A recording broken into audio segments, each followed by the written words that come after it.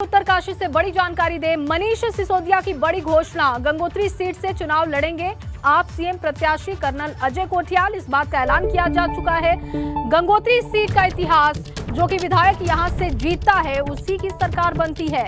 सिसोदिया ने ये बयान भी दिया कि जो यहां से जीतेगा उसी की सरकार बनेगी। उत्तराखंड बनने के बाद भी जिसका एमएलए यहां से उसकी सरकार बनी। और आपका बड़ा दावा कर्नल कोठियाल पर बड़ी जिम्मेदारी है। सिसोदिया ये कहते हैं कि गंगोत्री सीट से जो जीतेगा उसी की सरकार बनेगी। यही इतिहास चलता आ रहा है और इस बार आप के ऊपर बड़ी जिम्मेदारी है। आम आदमी पार्टी के नेता और उत्तराखंड के जन जन के दिल में बसे उत्तराखंड का हर व्यक्ति जिन पर गर्व करता है, कर्नल अजय कोठियाल जी यहाँ से चुनाव लड़ेंगे। यहाँ से वो विधानसभा की उम्मीदवार होंगे आम आदमी पार्टी की तरफ से। और गंगोत्री के लोगों के लिए, उत्तरकाशी के लोगों के लिए, गंगोत्री विधानसभा के लोगों के लिए कर्नल कोठियाल साहब का नाम किसी परिचय का मोहताज नहीं है।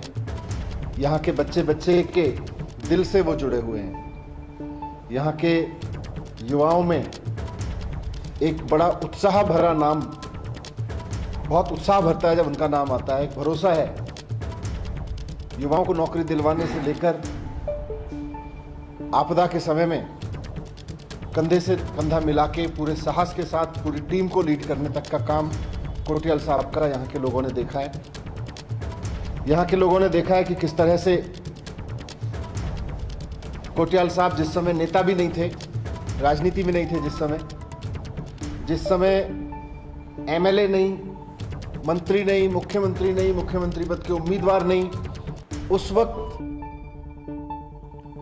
और पंकज राणा फोन लाइन पर इस वक्त मौजूद है। पंकज, मनीष सिसोदिया ने बड़ा बयान दिया है। गंगोत्री सीट से कर्नल अजय कोठियाल इस बार चुनाव लड़ेंगे, साथ ही साथ गंगोत्री सीट का इतिहास भी बता दिया।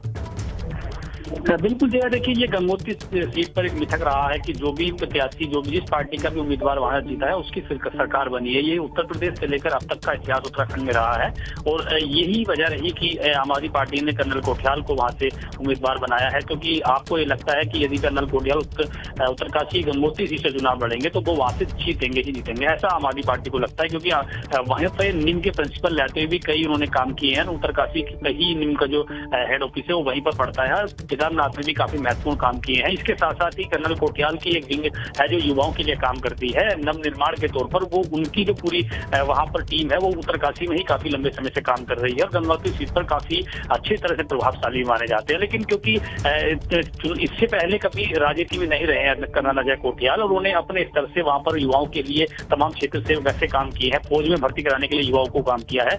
राजनीति के तौर पर उनका ये पहला अनुभव होगा कि चुनाव लड़ने जा रहे हैं। लेकिन आम आदमी पार्टी का किस तरह से उत्तराखंड में अभी तक रहा है, क्योंकि चुनावी कैंपेन के हिसाब से देखा जाए तो बहुत बड़ी अच्छी मौजूदगी आम आदमी पार्टी अपनी दर्ज नहीं करा पाई है, खासकर पर्वतीय जिलों में। उधम सिंह नगर और हरिद्वार को छोड़ दें तो वहां पर आम आदमी पार्टी का थोड़ा प्रभाव जरूर नजर आता है। लेकिन पर्वतीय क्षेत्रों में ये स्थिति अभी नजर नहीं आ रही है।